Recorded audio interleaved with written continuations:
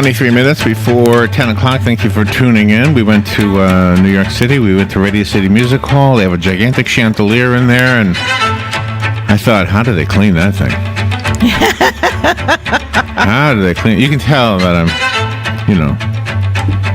familiar with having to clean things. Of course. You're right on. You're at the top of the list. I don't know what that means. Stewart Stevens is on the phone. He worked at the White House for 7 presidents over 34 years. Oh, my goodness. He's got a book called The White House Chandeliers. I wonder how many of them there are. My Experiences While Working for 7 U.S. Presidents. Stewart Stevens, good morning, sir. What an honor to have you on our show. Good morning, sir, and thank you very much. It's an honor to be on your show. Where are you right now? Right now, I'm in my office at my house. Are you still working for the White House? No, sir. Oh, okay. So did you retire from that job? I retired in '02, sir. Was it sad the day you left? Beg pardon? Were you sad the day you left? Well, yes and no. Yeah. You know, when you retire, you're glad to get away for a while. Then you kind of wish you were back, being in such a nice place to work. Yeah. And did you get to know the president while you were working there, or were you kind of out of the picture? No, I got to know just about all of them, to tell you the truth, because I had my brass belt buckle on and had my name Steve on my belt. Oh, really?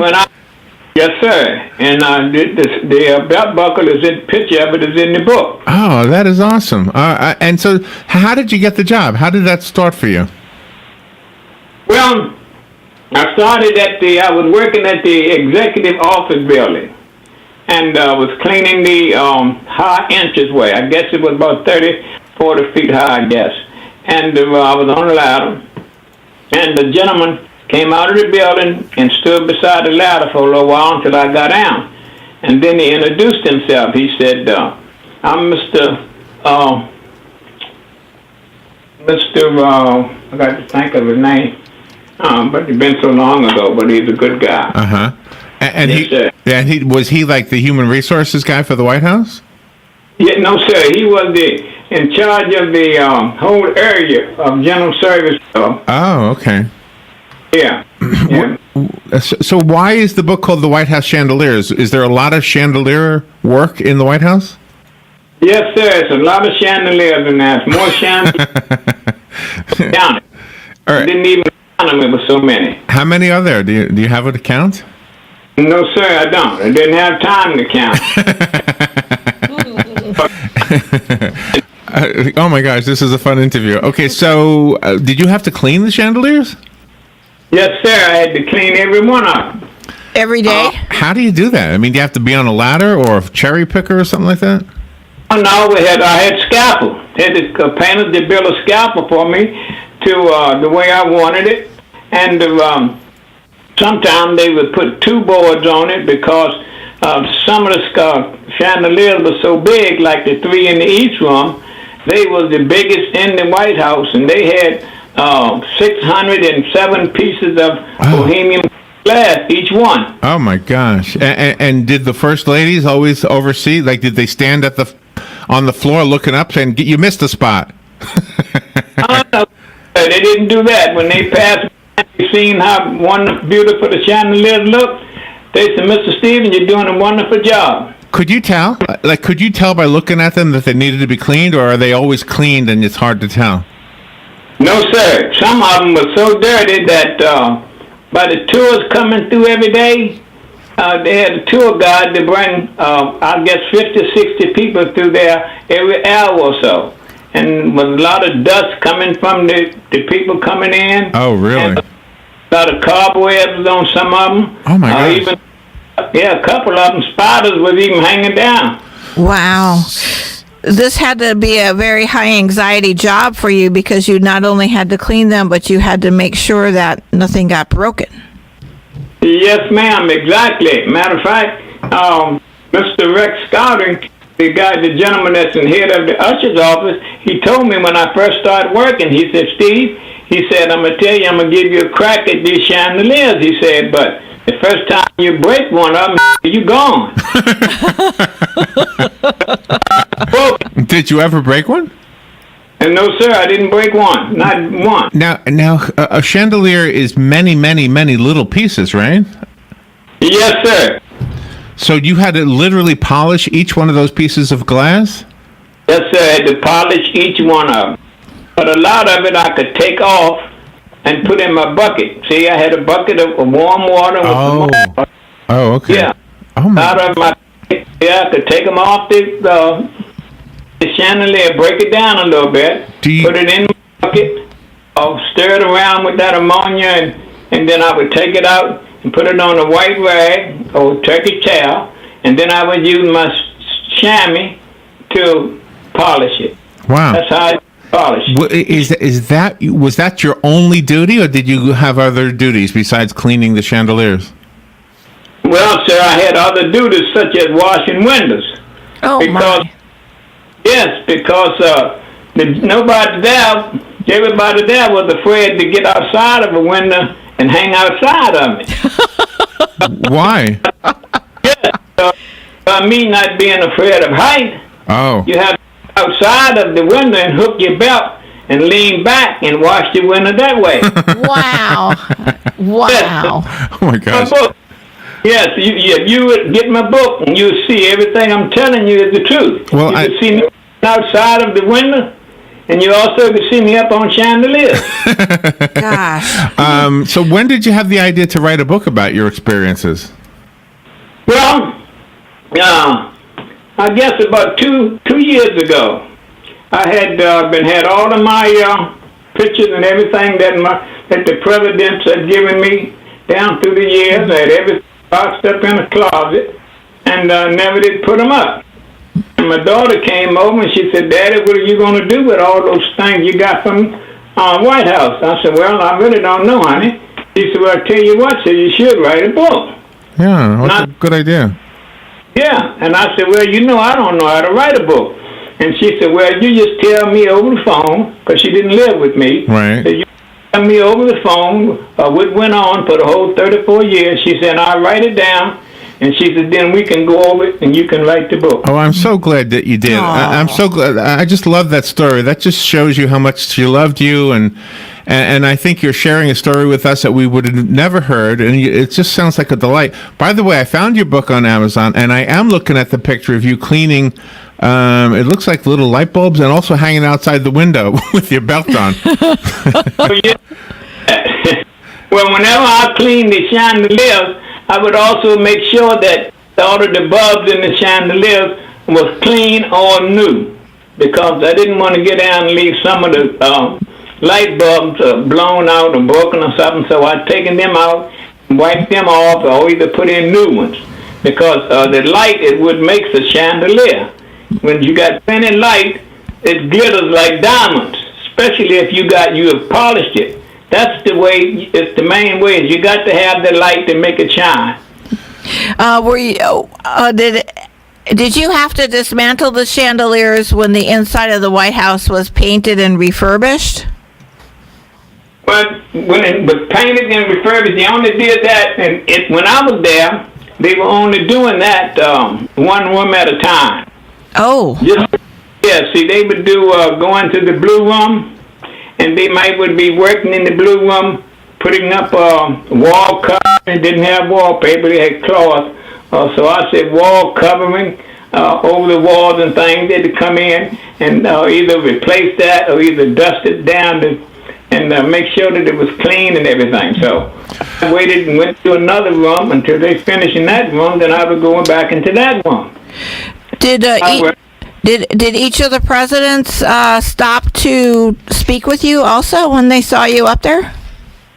Yes, ma'am. Quite a few of them stopped and spoke to me. Matter of fact, the first one that really stopped and really spoke to me real decent was President Carter. When he came through, he was a very religious guy, and he came through, he had his Bible in his hand. So I spoke to him. I said, "Good morning, Mr. President." So he looked over at me and he seen my belt buckle. He said, "Good morning, Steve." That's too funny. Have a president call me by my first name. Oh, I really feel good. Now, in your intro, I'm looking at it on the Amazon site. You mentioned that your name Stewart is defined as keeper of the house. Yes, that's right. Well, that's good.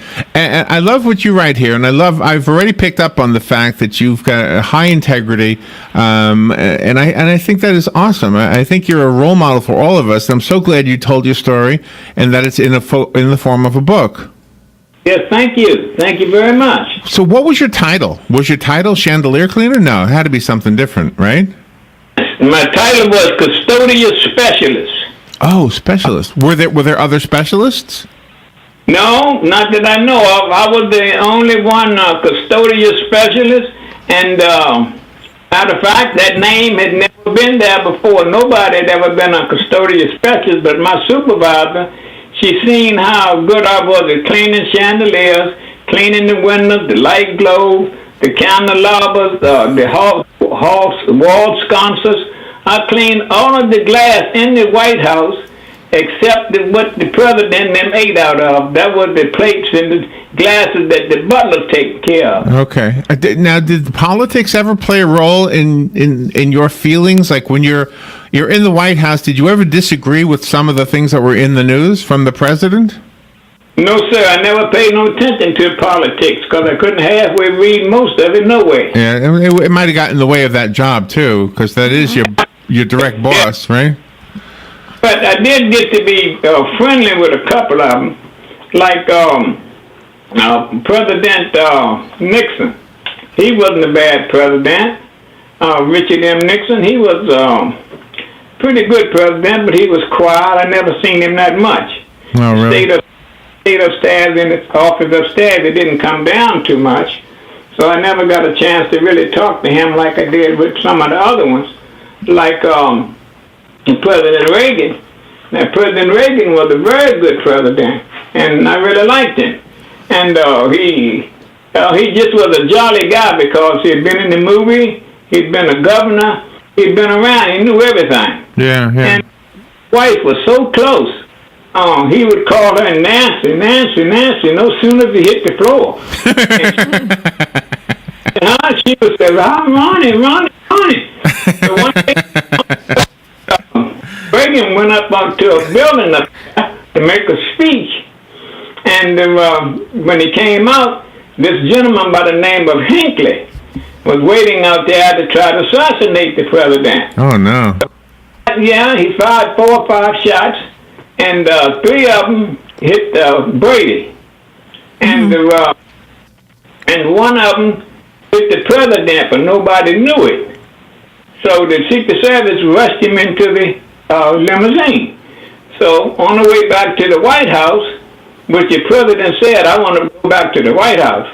So one of the Secret Service said, "President Nixon," he said, Reagan. He said, "You got a little blood trickling down your nose. So we better get you to the hospital." So they rushed him to George Washington Hospital. And as soon as they rushed him in, they started examining him and see what was wrong with him. And the First Lady, Nancy Reagan, she heard about it. And she rushed up to the hospital right away. And she come in and she was hollering for... she was hollering for Reagan. She just kept hollering, so finally the letter went back in the wrong way with that. And she said, How are you? He said, "I'm fine, Nancy, I'm fine." He said, "I'm doing fine." And she was all in tears and everything. I wasn't there, but I was right by the usher's office, and I heard everything that was going on. Oh, wow. Yes, and they put her, she had to go out of the working area in the operating room. And when she went out, President Reagan, he lifted his head up and said to the doctor, "Are y'all Democrats or Republicans?" He really wanted to know what was going on, That's too funny. That's too funny. So did you feel like you were treated like family?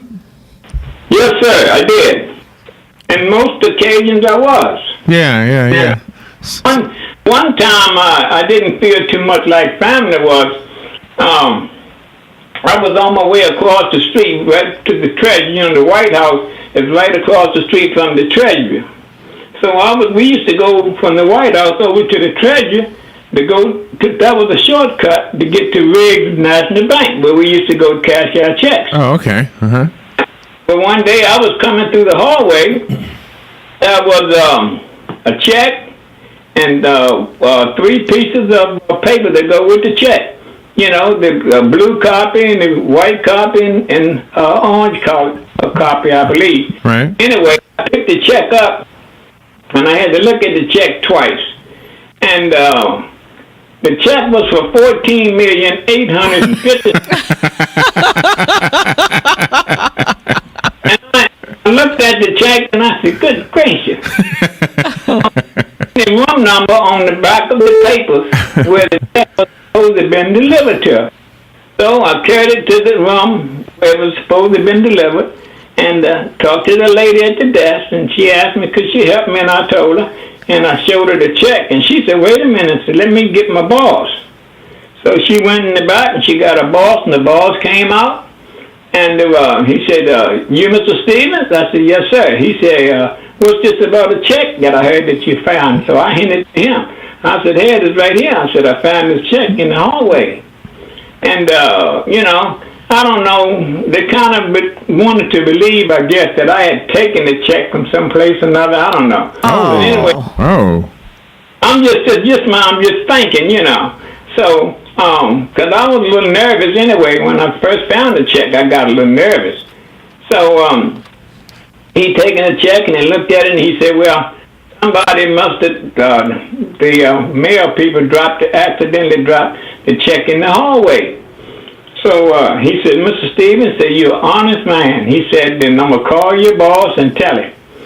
So I went back to the White House, which is right across the street, and I started telling all the guys about me finding the check and telling them I was going to be rich because I was going to get a finder's fee.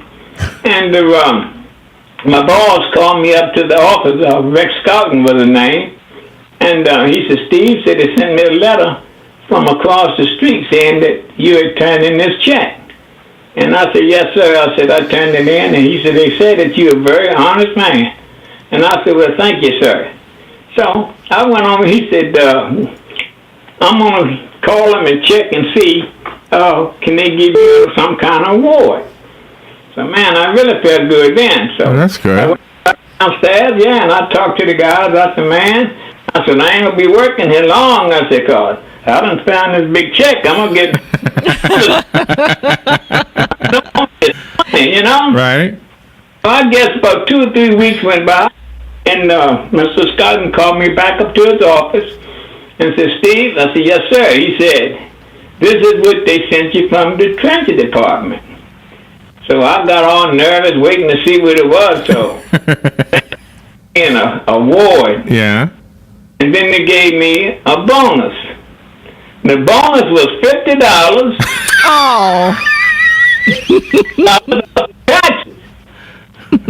$50. What? Say it again. You read the book. They gave me $50, and they're taking out $10 for taxes.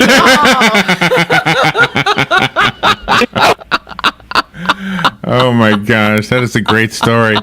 Oh wow. That's true story. Hey, You read it.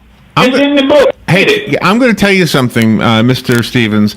Robert and I talked to a lot of authors. I don't think any of them understand how to sell a book as well as you do. You have just given everybody what we need to know if we want to read the book.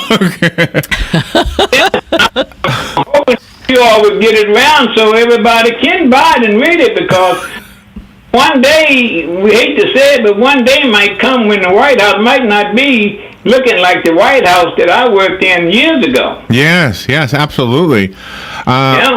I have the cover of the book on the podcast that we're doing. So if you're looking at the internet and you're seeing the podcast, that's what the book looks like. It's called The White House Chandeliers. It is, Oh my gosh, if it's as entertaining as you are as a guest, you're going to have a hit. Stewart Stevens is who you're going to look for as the author. He worked at the White House for 7 presidents. 34 years. He's retired. You still live in D.C., you said? Yes, no, sir. I live in Maryland now, but I was born and raised in D.C. Oh, okay, okay. How many children were in your family? Well, in my family was 13. Wow. Wow. Yeah, I had 7 sisters and 7 girls and 6 boys.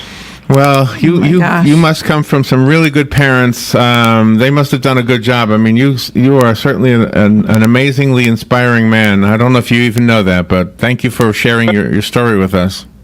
I thank you very much for saying that, because I really did have some inspiring parents, but we was poor, and it was hard coming up, but thank God that we all made it, and everybody growed up, and they only lost a few out of the whole 13. So. Wow.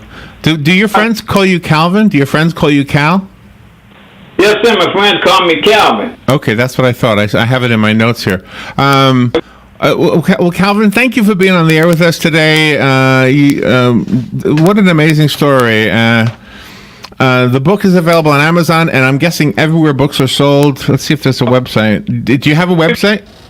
Excuse me, the book is not on Amazon. We have my books, my website is www.stewartstevensenior.com. But we don't have a book on we have, I'm trying to think what we have on Amazon. You have a Kindle. I see. You don't have an actual book. You have a Kindle. What is your website again? Stewart Stevens? Stewart Stevens Senior. Senior. www.stewartstevensenior.com. Okay, I see it. Okay, and senior is abbreviated SR, and the book is available there. Wow, well, what a great interview! Thank you so much for being on the show with us today. That was fun. Well, thank you very much. I appreciate it. All right, let's see. We will take a little break. We'll be right back. This is The Source, WOCA Ocala.